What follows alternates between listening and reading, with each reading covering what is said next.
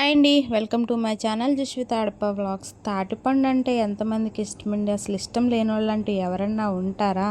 First ఈ సీజన్లో వచ్చే తాటిపండు కోసం ఎంతమంది అయితే ఎదురు చూస్తుంటారు. నేనైతే బాగా చూస్తాను, ఎందుకంటే దానితో చేసే ఐటమ్స్ ఉంటాయి చూడండి, వావ్ ఎంత టేస్టీగా ఉంటాయో. ఇవి పల్లెటూరులోనే దొరుకుతాయి, సిటీల్లో దొరకడం కష్టం. కానీ పల్లెటూరులో ఎవరన్నా ఉండి మనకి తెచ్చి పెడితే మాత్రం మిస్ కాకుండా దీంతో అయితే తాటి రొట్టె కానీ గారి కానీ అయితే చేసుకోవడం మానేయకండి. ఎందుకంటే సీజన్కి ఒకసారి దొరికే ఫ్రూట్, అందులోని ఎటువంటి కెమికల్ యూస్ చేయకుండా న్యాచురల్గా పండే ఫ్రూట్ ఏదన్నా ఉందంటే ఈ తాటిపండు ఒకటే కదండి.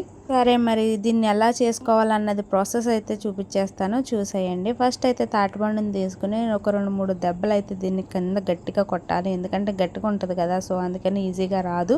సో అలా చేసిన తర్వాత దానిపైన ఉన్న క్యాప్ అంతా తీసేసి దానికి ఉన్న తొక్కలన్నీ ఇలా నీట్గా అయితే తీసేసుకోవాలి. ఇలా నీట్గా తీసుకుని పక్కన పెట్టుకుని ఈ గుజ్జు రావాలంటే కొంచెం వాటర్ అయితే తడుపుకుని, అంటే ఎక్కువ కాదండి, జస్ట్ అలా వాటర్ తడుపుకుని దీనికి అంతా అప్లై చేయాలన్నమాట. అలా చేయడం వల్ల ఏంటంటే పేసం ఉంటుంది కదా, సో అది ఈజీగా వచ్చేస్తుంది. చూసారా, ఇది ఏంటనుకుంటున్నారు? దానికి ఉన్న పీచు కూడా వదలట్లేదు నేను, అది కూడా తీసి మా అమ్మని ఇమ్మంటే వేస్తుంది అనమాట. తింటున్నాను, ఎంత టేస్టీగా ఉందో. పండుతో ఈ వండుకోవడమే కాదండి, దీన్ని పొయ్యి మీద నిప్పుల మీద కాల్చుకొని తింటే ఉంటుంది. ఈ తాటి రొట్టు గారెల కన్నా అదే ఇంకా సూపర్ ఉంటుంది. అది కాల్చుతున్నప్పుడు వచ్చే స్మెల్ ఉంటుంది, అబ్బబ్బా. నా చిన్నప్పుడు మా అమ్మమ్మ అయితే అలాగే కాల్చి ఇచ్చేది పొయ్యి మీద, ఎంత టేస్టీగా ఉండేదో. ఇప్పుడు ఆ రోజులే రావు, ఆ రోజులే వేరు కదండి. ఇలా తడుపుకున్న ఈ టెంకల్ని ఇలాగా గరుకుగా ఉన్నాయి కానీ, లేదంటే ఉల్లిపాయలు కోరుకునే ఉంటాయి కదా, సో దాని మీద కోరుకున్నా కూడా మనకి అలా పేసం అయితే వచ్చేస్తుంది. పీచు లేకుండా అయితే గుజ్జు మాత్రమే తీసుకోవాలి. ఇది వండుకుంటాకి టేస్ట్ అన్నీ బాగానే ఉంటుంది కదండి.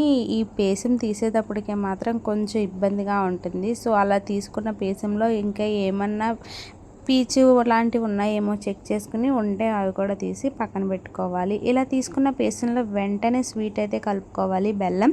లేదంటే ఇది కండ్ర వచ్చేస్తుంది, చేదు వచ్చేస్తుంది, వేస్ట్ అయిపోతుంది మనం అంతా కష్టపడిందంతా.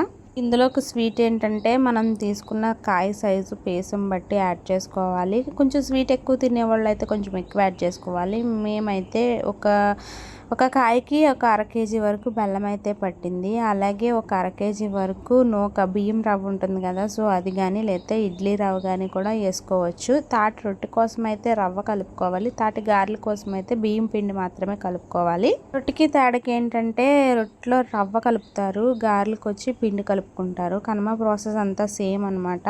ఇంత బాగా మిక్స్ చేసుకుని ఒక 1/2 అవర్ అలా పక్కన పెట్టేసుకోవాలి. అలా పెట్టుకున్న తర్వాత ఇది బాగా నానుతుంది. సో అలా నానిన దాన్ని ఒక మందంగా ఉన్న కడాయి తీసుకుని దాంట్లో ఆయిల్ ఎక్కువ పడుతుంది, ఆయిల్ ఎక్కువగా వేసుకుని ఇలా 2 ముద్దల కింద తీసుకుని దీన్ని మందంగానే వేసుకోవాలి. దిబ్బరొట్లు వేసుకుంటాం కదా, అలా వేసుకోవాలన్నమాట.